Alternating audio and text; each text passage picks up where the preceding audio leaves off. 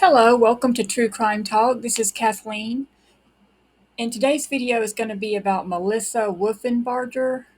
I believe that's how you pronounce the last name. It's Wolfenbarger, Wolfenbarger or Barker.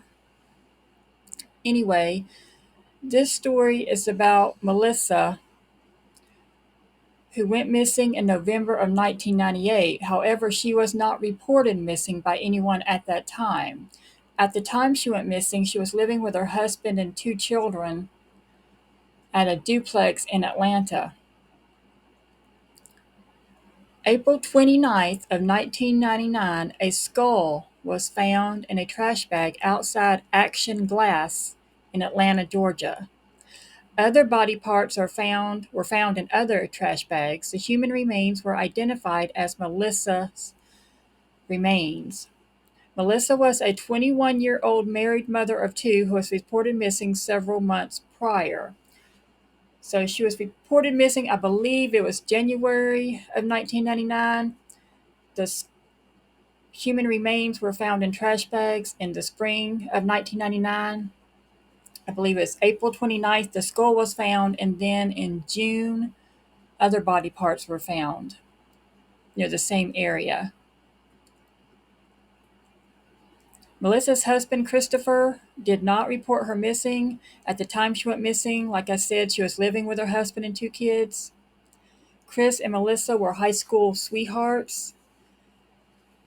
Melissa's mother finally realized that her daughter was missing and reported her missing to the Henry County, Georgia police. And a weird fact about this case is that Melissa's remains were only identified. It took several years for them to be officially identified because her father was arrested in connection to an unrelated murder. So Melissa's father was arrested in 2003 for a murder case called the Flint River Murders.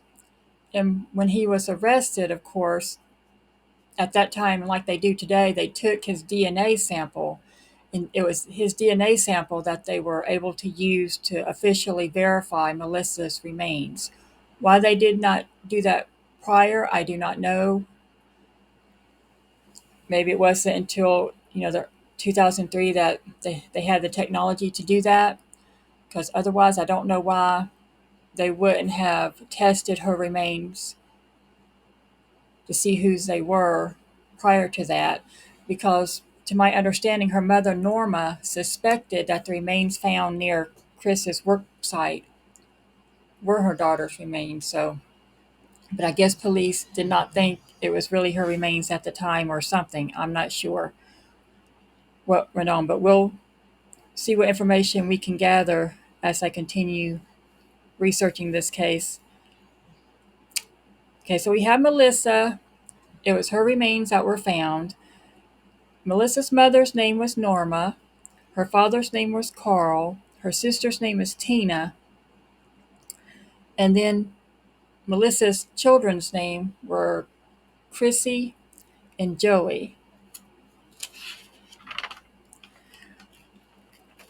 Melissa's family had drove to her home near Christmas time in 1998 when they hadn't heard from her for a while. Melissa did not have a landline, and cell phones were not as common back then as they are now. Her family wanted to check on her since they had not seen her in a while. So they found her home that she had shared with her husband Christopher and their two kids empty, and a neighbor told them that Christopher had moved out. So, of course, the family got police involved, and Christopher eventually told investigators that Melissa had walked away from the home and did not come back. So in April of 1999, authorities found a human head soaked in bleach in a black trash bag off of Avon Avenue in Atlanta, Georgia. The head was near the glass company that Chris, her husband, had worked at before. Additional body parts were found in the area, also in trash bags. The remains were not positively identified until several years later, like I said. I believe it was 2003. or 2004. It was after her father was arrested, and they got samples of his DNA that they compared them to the remains they had found back in 1999. And I'm not sure, but it might have been that they wanted to rule him out as a suspect in her murder. That's why they maybe tested his DNA at the time. I mean, that's why they compared his DNA to that body's DNA to make sure that she wasn't a victim of him. It's just a mess, but that this family had apparently. But the fact is that Melissa went missing, and she was living with her husband at the time, and he did not report her missing. And he is the primary suspect, to my knowledge, to this day in her disappearance and murder. And like I said, her father was arrested for the murder of 3 people known as the Flint River murders. That was a crime that happened way back in 1977.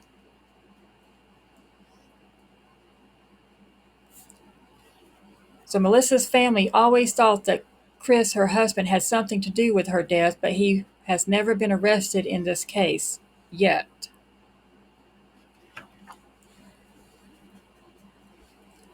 So Melissa's father, Carl Millard Patton Jr., was arrested and convicted for the 1977 murders of the 3 people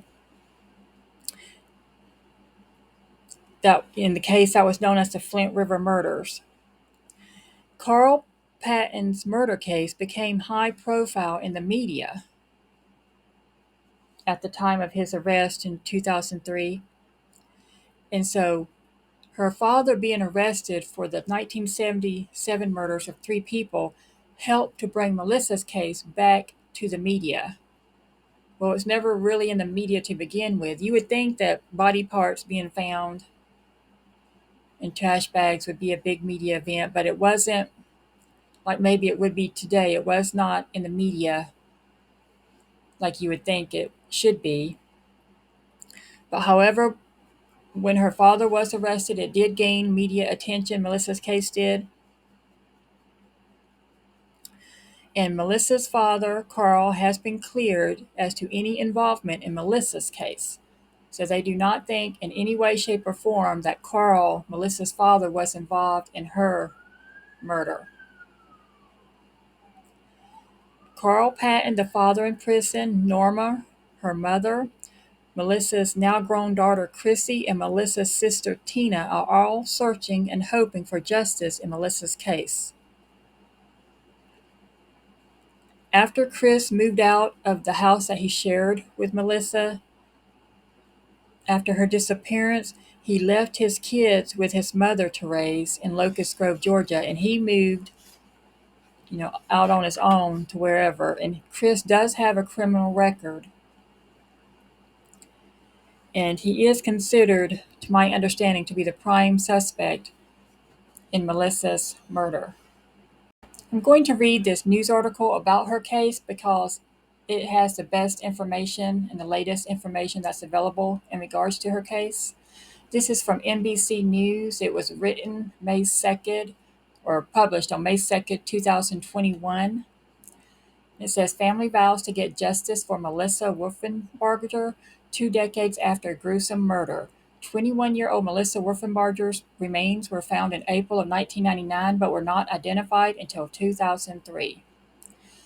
A young Christina, not quite 3 years old, sat in the back seat of the car watching her mother sing as she drove along the Atlanta streets in the early 1990s. It's the only memory she has of her mother. Christina Garrett and her brother Joey were only toddlers when their mother, Melissa Wolfenbarger, was found brutally murdered after she had been missing for months. According to the Atlanta Police Department, the 21-year-old mother was found decapitated, dismembered, and stuffed into black trash bags in the spring of 1999, not far from their home in Atlanta, Georgia.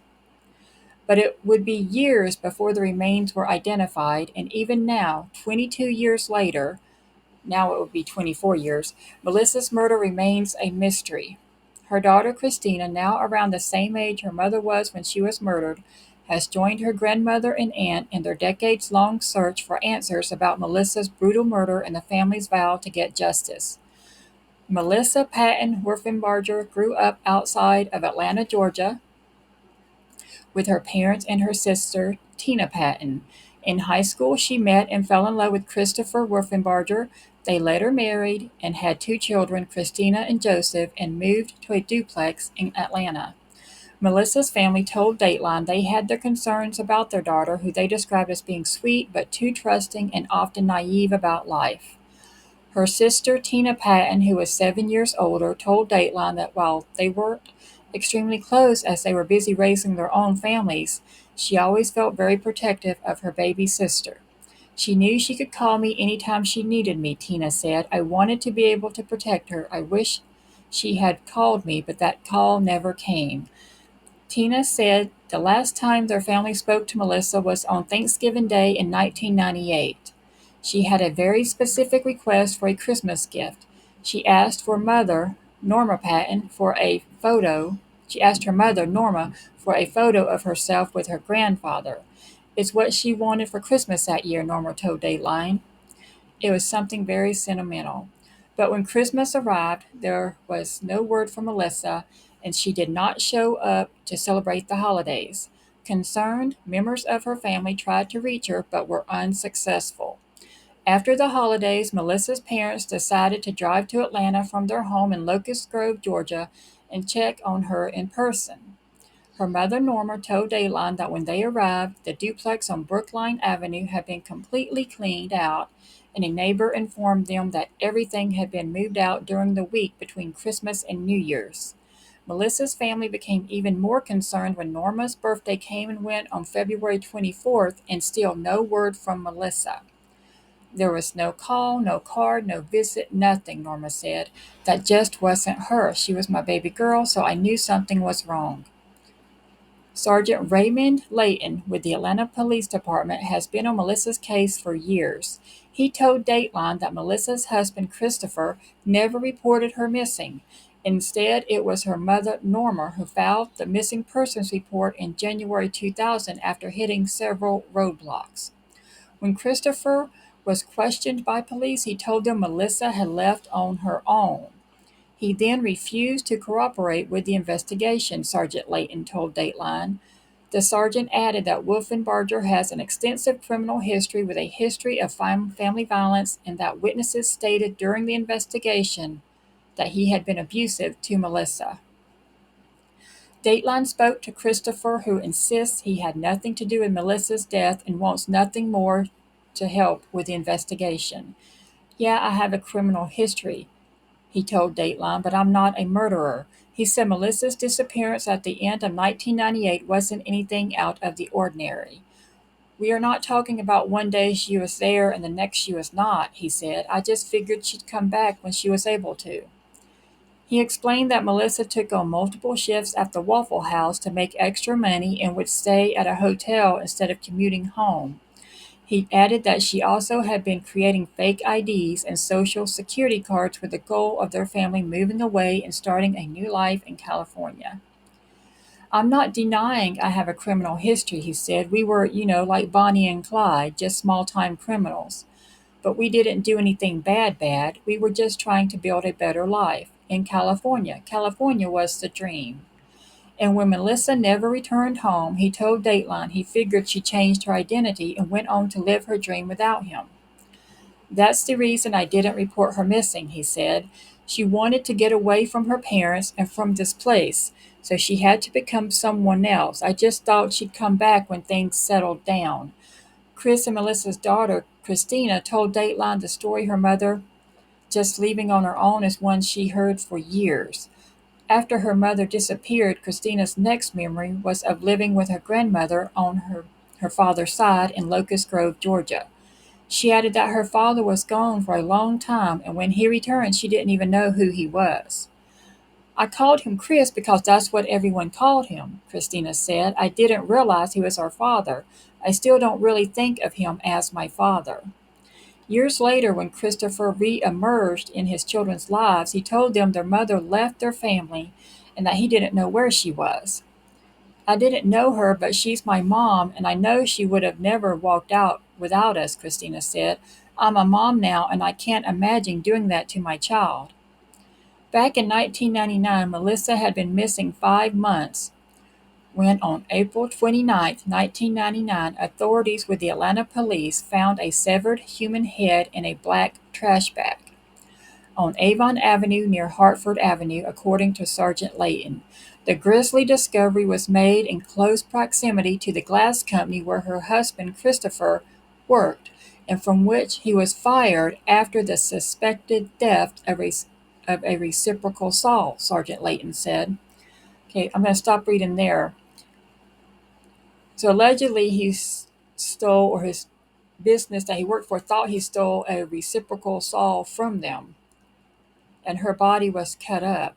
So that could have been the tool that he used to cut his wife's body up if he did do it. When Dateline spoke to Christopher, he said the suspected theft was a misunderstanding and that he never stole anything from the company. He added that after he was fired, he moved out of the duplex and in with his uncle, while his kids went to live with his mother. On June 3, 1999, more dismembered human remains were found in black trash bags in a wooded area between Hartford Place and Avon Avenue. Sergeant Layton told Dateline the remains found were legs, arms, and feet, but a torso was never found. I think it demonstrates that the murder was well planned, Sergeant Layton said, and that the killer had the equipment to dismember and transport her remains. At the time the remains were unidentified, Melissa was still missing.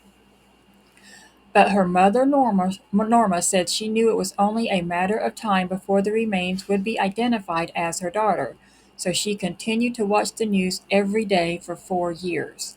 The fact that my baby girl was cut up just shows it was done by someone evil, she said. No normal person is going to cut up a human body. It would take years before the remains found on Avon Avenue would be identified as Melissa.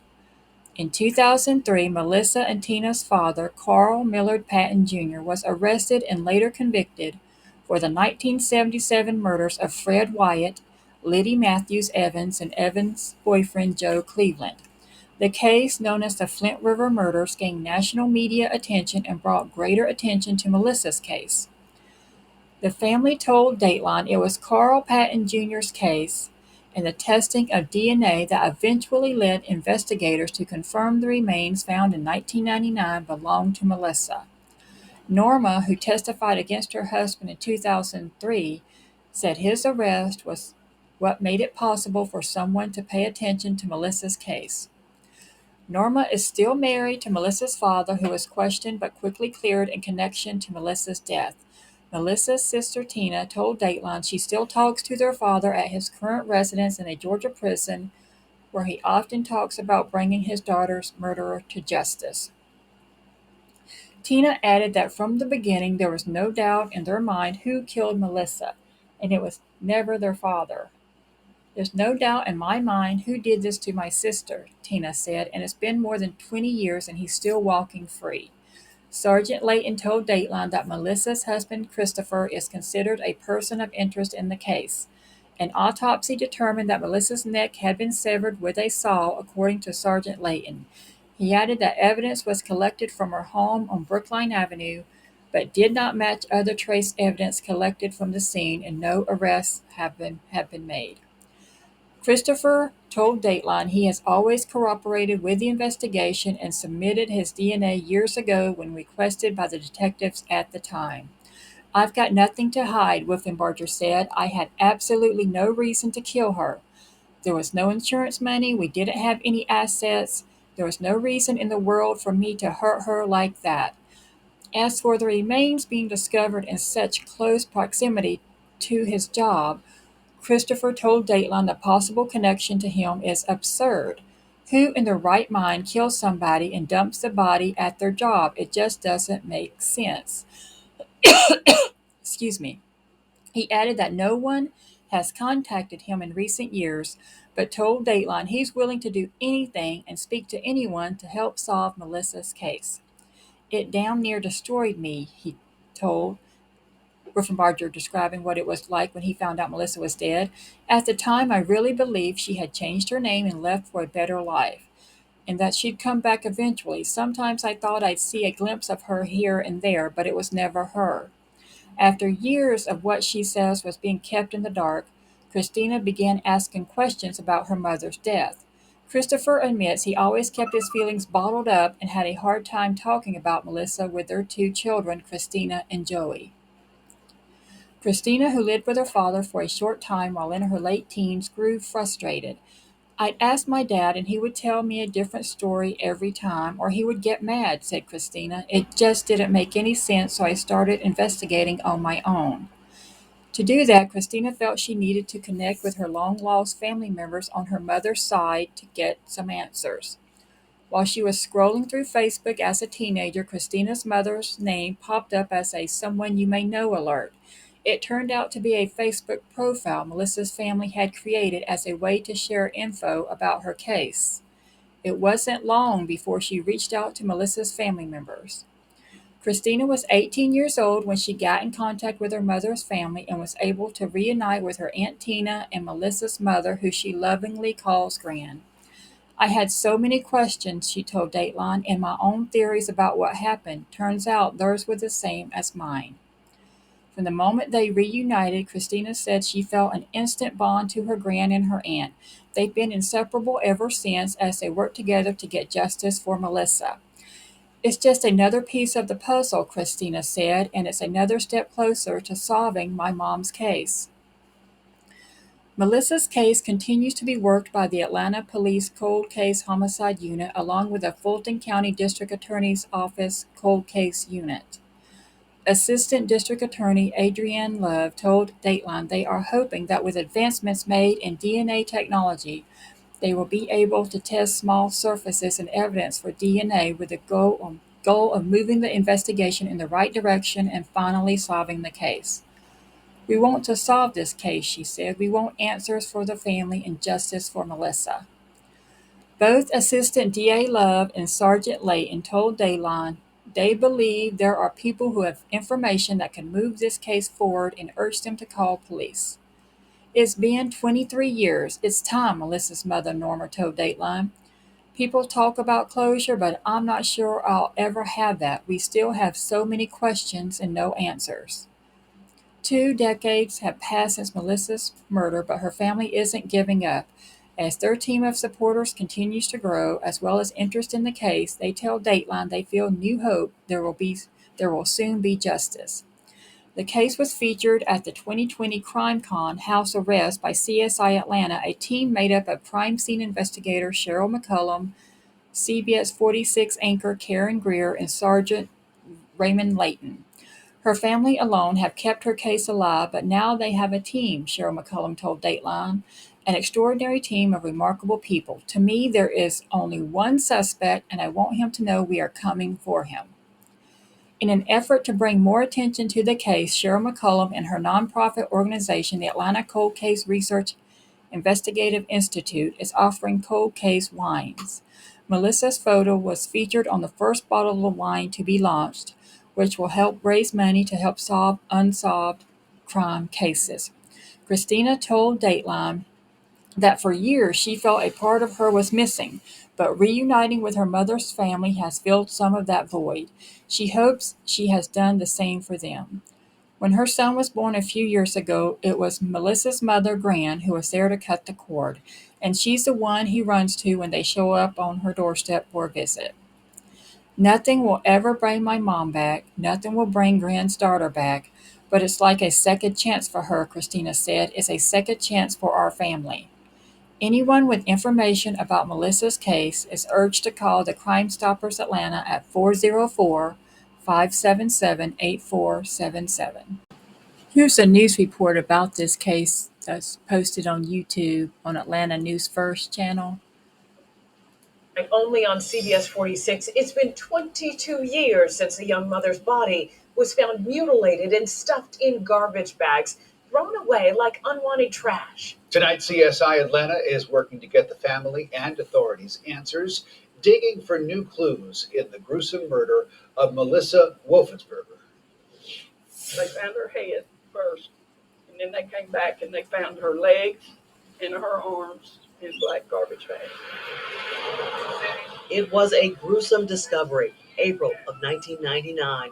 At the time, police did not know the dismembered and mutilated body found in black trash bags discarded along the side of a quiet Atlanta road belonged to 21-year-old Melissa Wolfenbarger. In 1999, when she was found, they thought she was a male.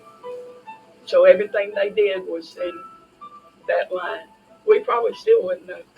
She'd probably still be a John Doe in the morgue. Well, to my understanding, it was on up. Now, 2 decades later, still no real leads. Who killed Melissa? How did her body end up in front of the business where her husband worked? CSI Atlanta has been digging for answers. It's even closer than we originally thought. Right. CSI Atlanta's Cheryl McMccullum contacting Trace Sargent. They find scent. One of the nation's leading canine specialists in search and recovery missions to help us search the woods where those black garbage bags with Melissa's remains were believed to be dumped. We search in high probable areas first. We've got some things working in our favor in this. The biggest challenge is the age, but the dogs, again, would be able to pick that up because the bones do have scent. Melissa's mother says while parts of her daughter's body were identified, she hopes one of the biggest missing pieces in this puzzle is found. At this point, I hope to find the torso, because when you bury your child and you're not able to bury the whole body, it's devastating. Dr. Dwayne Thompson with a local police department and criminal justice expert also helping us search the woods for clues that may have been missed. And Fulton County's Assistant District Attorney, Adrienne Love, wanted to walk this crime scene with us, her office agreeing to take another look at this case to bring closure to the family.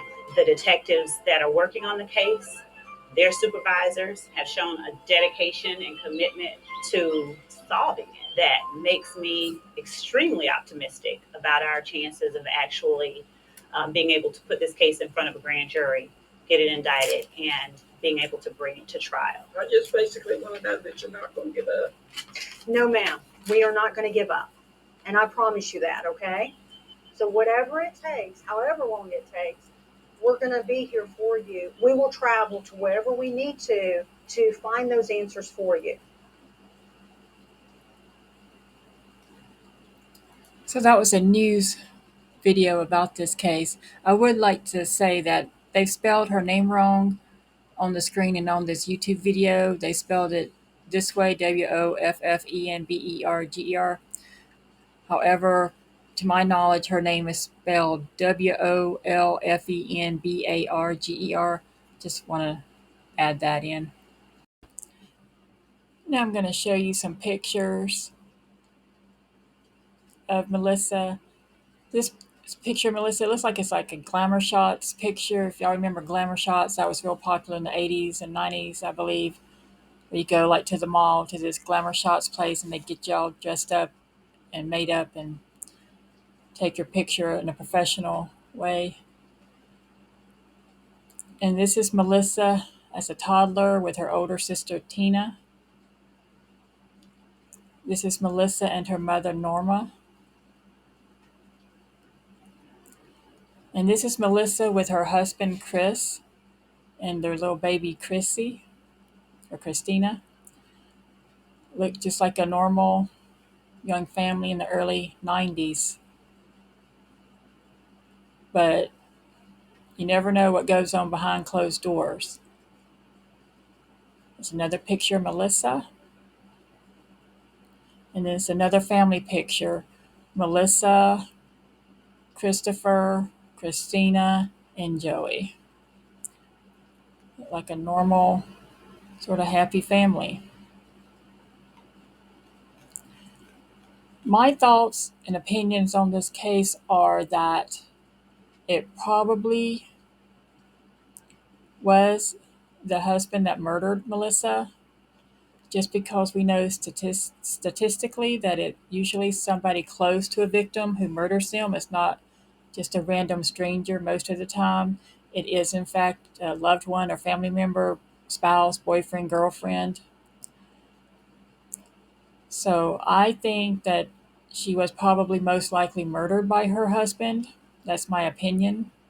He has not been arrested or convicted of any crime, but he is a suspect in her murder. I believe that he was an abusive husband, that Melissa had gotten into the same kind of relationship that she grew up around and seeing. History repeats itself, or children who grow up in homes with domestic violence oftentimes end up marrying or being with the same kind of people. So I believe that Melissa was in an abusive relationship and it ended up with her being murdered. I know in an interview with Dateline, Christopher said he had no motive to kill her, but when domestic violence is involved, you don't need a motive.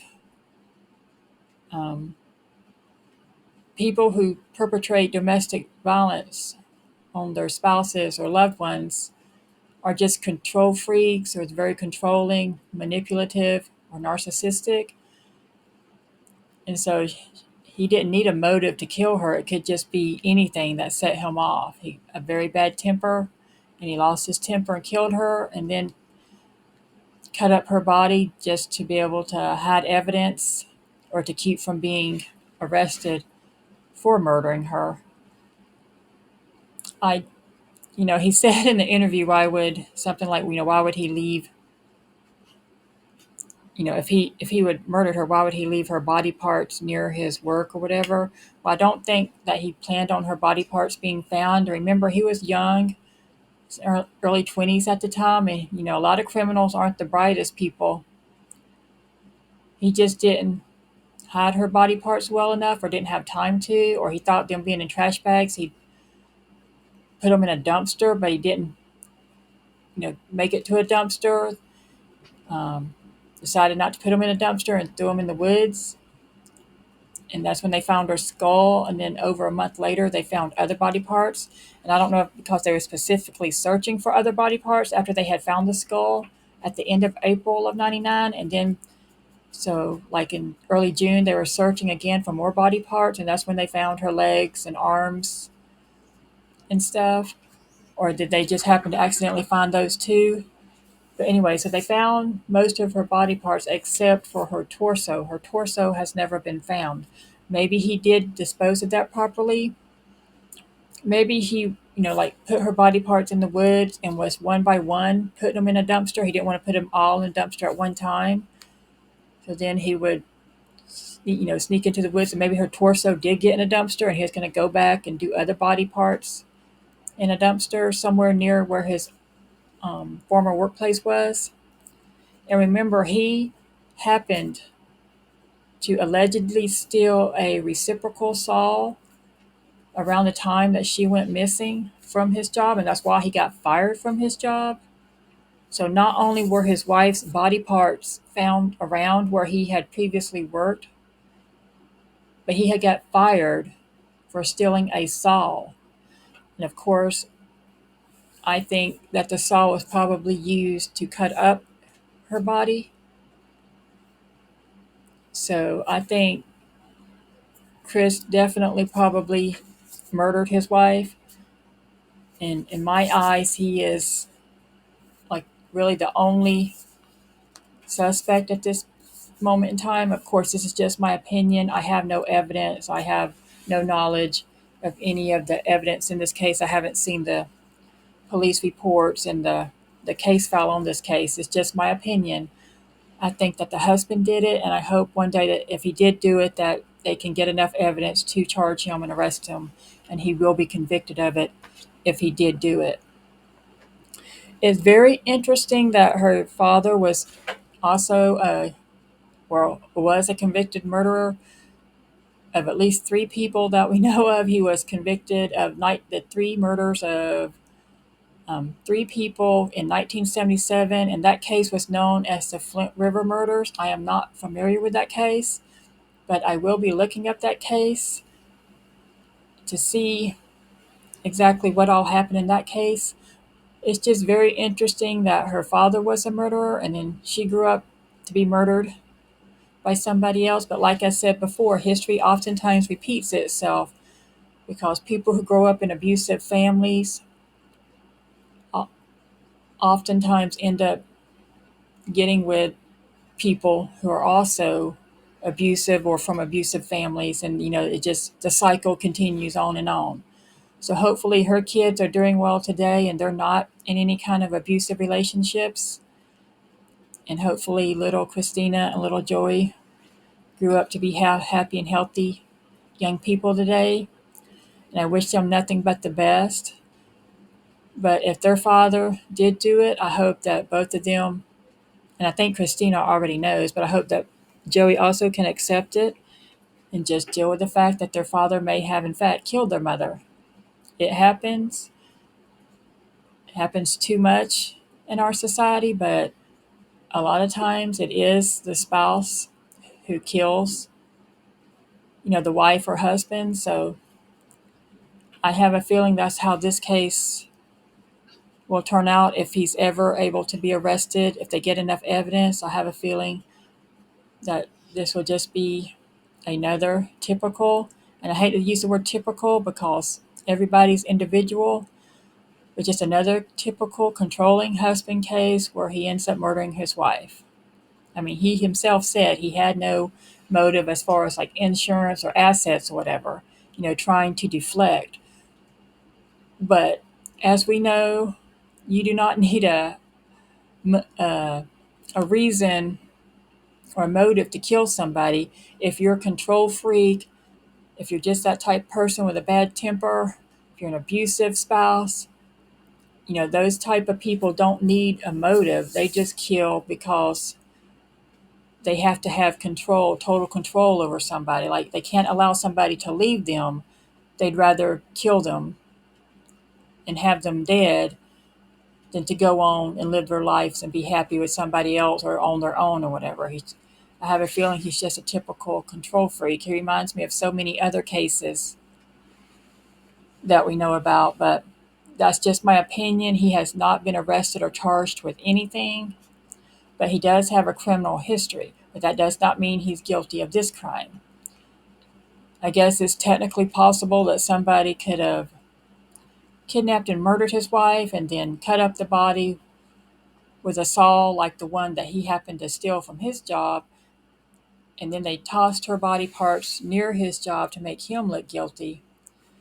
But I think that's far-fetched. I think the person who knows exactly what happened to her is Christopher. And there may be other people in his family who also know. There may have been other people who helped dispose of the body parts or who he told.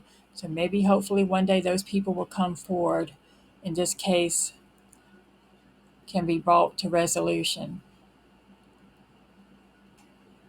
Because Melissa deserves justice. She was so young, and it's so gruesome the way her body was found. That, you find a skull, and like that news report said, they thought it was a male at first, so it took several years for them to get a positive identification that it was her. And that's a shame. They should have, but I guess, maybe the DNA in 1999 wasn't as good as it was in 2003. But luckily, her father was arrested in 2003 for murders that he committed in 1977. So then that led to his DNA being tested, to see if he committed other crimes and so forth. And they could also use his DNA to compare it to the body parts they had found that at one time they thought was a male to confirm that it was his daughter, Melissa. So I don't know if them doing that earlier on would have helped them solve the case sooner. Maybe they would have put more pressure on Christopher at that time if they had known for sure it was her body. Because it's just, her body parts being found near his job and he had stolen a saw from his job.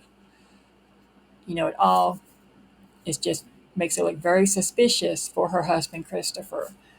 But unfortunately, her body wasn't positively identified until several years later. And to this day, nobody has been arrested or charged in her murder. So hopefully that will change soon.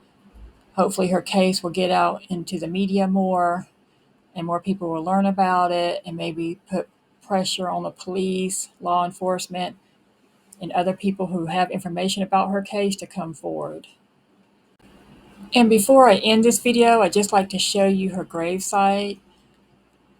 The website Find a Grave has a picture of her gravesite.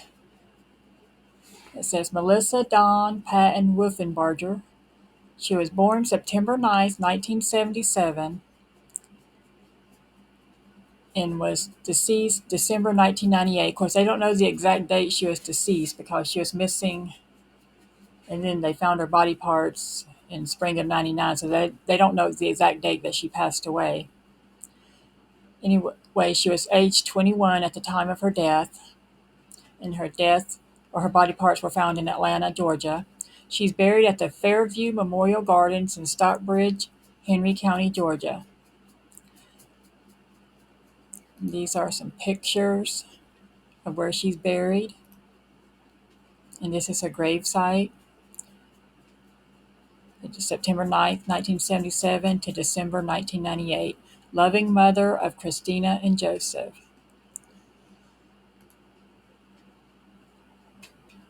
A close picture. And this is one of those cards that they put out for unsolved crimes, and it says Unsolved Homicide, Melissa Wolfenbarger.